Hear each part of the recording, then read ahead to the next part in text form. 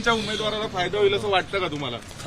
हे पहा, ही पहिली सार्वत्रिक निवडणूक अशी आहे ज्यात शिवसेना काँग्रेस आणि राष्ट्रवादी बरोबर आघाडीत आलेली आहे. काँग्रेस आणि राष्ट्रवादी आघाडी जुनी आहे.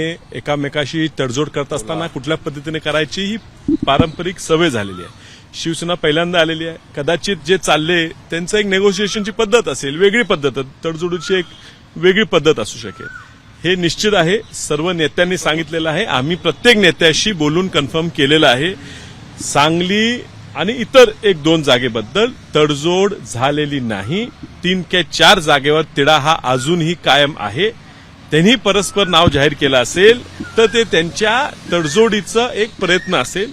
काँग्रेस जबाबदार पक्ष आहे. असं परस्पर नावं जाहीर करून पहिले पाऊल घेणारा पक्ष आपला नाही.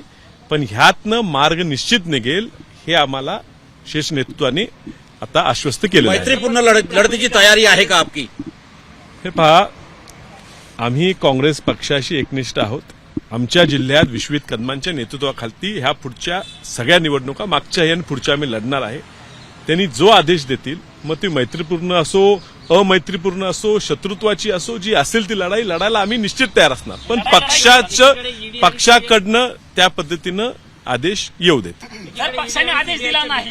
काँग्रेस नेते पक्ष सोडून जात आहेत भाजपमध्ये आणि तुमच्यासारखे नेते वर्षानुवर्ष काँग्रेस विचाराची प्रामाणिक राहतात, त्यांना न्याय दिला जात नाही असं वाटतं का? कसं असते, ते म्हणतात देर है अंधेर नाही. काँग्रेस पक्ष आहे.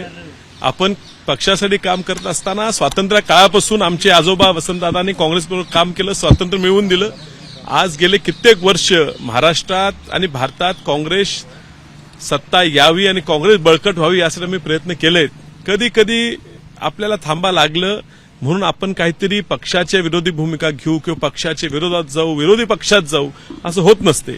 पक्षावर आमचा पूर्ण विश्वास आहे आणि तुम्हाला येत्या दिवसात हे दिसेल. विशालजी, जर मिळाली नाही उमेदवारी तर तुम्ही अपक्ष लढणार का? अपक्ष लढणार. बघा, जर तर हायपोथेटिकल सिच्युएशन आज नाही आहे त्यामुळे त्यावर चर्चा करणार. हा प्रश्न. एबीपी माझा, उघडा डोळे बघा नीट.